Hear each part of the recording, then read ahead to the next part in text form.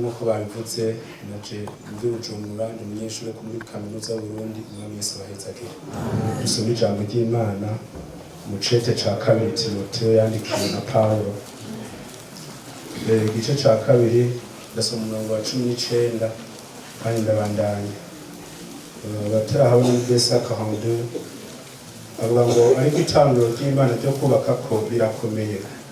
Byanditswe kiki kimenyetso nguhora haratsa biwe kandi umuntu wese avuga izina ry'Uhoraho ave mu kugabitanya. Munzu nini Yumutunzi Ntihabomwo imbombo z'ibyacu twe mwizahabu no mwifeza gusa ariko habamwo n'iz'iby'ibiti n'iz'iby'ibumba kandi bimwe babikoresha iby'icubahiro ibindi babikoresha ibiteye isoni. Umuntu niyiriza akitandukanya n'ibyo azoba igikoreshwa c'icubahiro cejejwe kigiranye n'icikimazi gitunganirijwe igikorwa ciza cose. Timoteyo wa kabiri 2:19 navuze. Yesu abahezagire. Abikorinto cete ca mbere candikiwe Abikorinto igice ca 3 umurongo wa 10. Page ni 187 ndavuga ngo uko dukwiye kubaka ku itanguriro nk'uko nahawe ubuntu n'Imana ndashizeho itanguriro nk'umwubakisha mukuru w'ubwenge ubundi yubakako. Ariko umuntu wese niyiyubare uko yubakako ukwirira itanguriro ata muntu ashobora kurishiraho atari ryashitsweho niryo Yesu Kristo n'ayandi majambo abandanya umwami Yesu abahezagire. Turangiritse muri Zaburi 11 Zaburi 11:3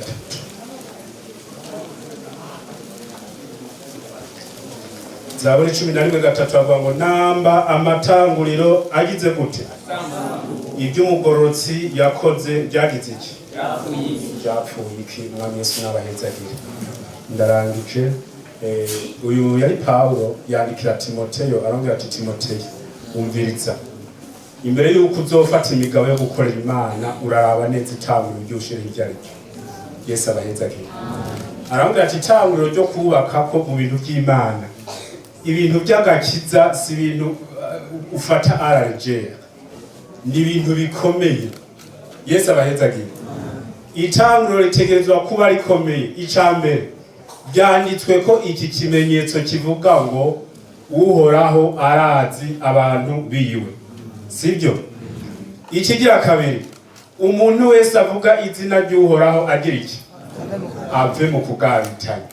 Yashavuga ngo Munzu nini Yumutunzi rero urashobora kugenda ugasanga umuntu w'umutunzi afise ibintu byinshi kandi byiza by'igiciro. Ugashobora gusanga nk'imbombo zicuzwe mu izahabu n'izo mu ifeza, hariho n'iby'ibiti, hariho n'ibyo usanga bikozwe mu ibumba. Muri ibyo hari ibintu bikoreshwa iby'icubahiro ariko hariho n'ibindi usanga bikoreshwa ibiteye isoni. Yesu adufashe. Ndazi neza mu nzu nini z'abatunzi hariho nk'ikintu badashira muri saro mu ugiye kukigura ukigura nk'umuriyoni, sibyo? Aha rero Paulo acarandikira ishengero ry'Abikorinto arabagatumviriza jewe nk'umwubakisha mukuru nk'umwenjeniyeri Imana yahaye ubwenge narashizeho itanguriro abandi bose bubaka. Iryo tanguriro nta rindi niryo rya Kristo Yesu. Aravuga ngo umuntu rero mu kugira yubake kuri iryo tanguriro arabanza arabe. Yesu adufashe. Hariho abantu bazubaka bashize kizahabu hariho n'abandi bazubaka bashizeko amafeza, hariho n'abandi bazoshirako imiganda y'inkwi, hariho n'abandi bazogenda mu bishakashaka bakazana umuganda bakikorera bakajana no muri korali. Yesu adufashe. Ibyo rero kuri wa munsi ngo bizoserugwa, biserugwe n'iki? N'umuriro. Umuntu azogenda ibikorwa bibanze bigenda imbere, bimwitangiye imbere, sibyo? Izahabu zice mu muriro, amafeza ace mu muriro, ibiti bice mu muriro, na bya bishakashaka bice mu muriro. Hama wa muntu nawe agende.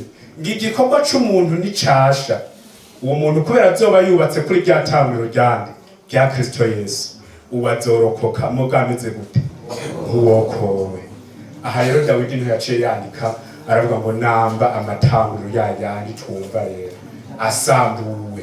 Ibyo umuntu yubatse ari umugororotsi byo byapfuye. Yesu adufashe. Paulo rero yandikiye Timoteyo kuri kati ya gace narangirije ko yavuze ngo umuntu niyigeze, sibyo? Akitandukanya n'ibyo yavuze ni bya bindi biteye isoni ushobora gusanga mu nzu bashize ko n'amarido, ugiye umushitsi banza kuguheza hanze bakaca bagenda bagakumirirwa kugira ntugire gute ntubibone. Ibyo rero umuntu niyigeze akitandukanya navyo, azoba igikoreshwa kimeze gute? C'icubahiro, igikoreshwa cecejwe, gitunganijwe kandi gifitiye n'ikimazi nyene co. Birashoboka yuko umuntu ashobora gukorera Imana akazino karendi mardi dimanche, azana umuganda w'ibishakashaka ajana muri korali, azana umuganda w'ibishakashaka ajana gusenga, azana umuganda w'ibishakashaka azana no masengesho. Yesu adufashe. Turakwiye kubaka kwitangurira. Ikindi gihe Yesu yavuze ngo habaye abubatsi babiri bagomba kubaka inzu, ariko umwarimu ati inzu yanje njyanubake irashobora kuba ari inzu ngomba yuko izokomera, ngaca agenda ku rutare. Yesu abahezagira, ngaca ashirako inzu yiwe, maze ngo hacaba n'uwundi acaraza nawe nyine ashira inzu ku musenyi. Birashoboka umuntu yari kubabona bose baragenda bakazana amatafari bakubaka, bakazana n'isima bagashirako, bakazana n'amabati bagashirako, bose baraja muri korali mu gitanguriro atari rimwe ryarindi.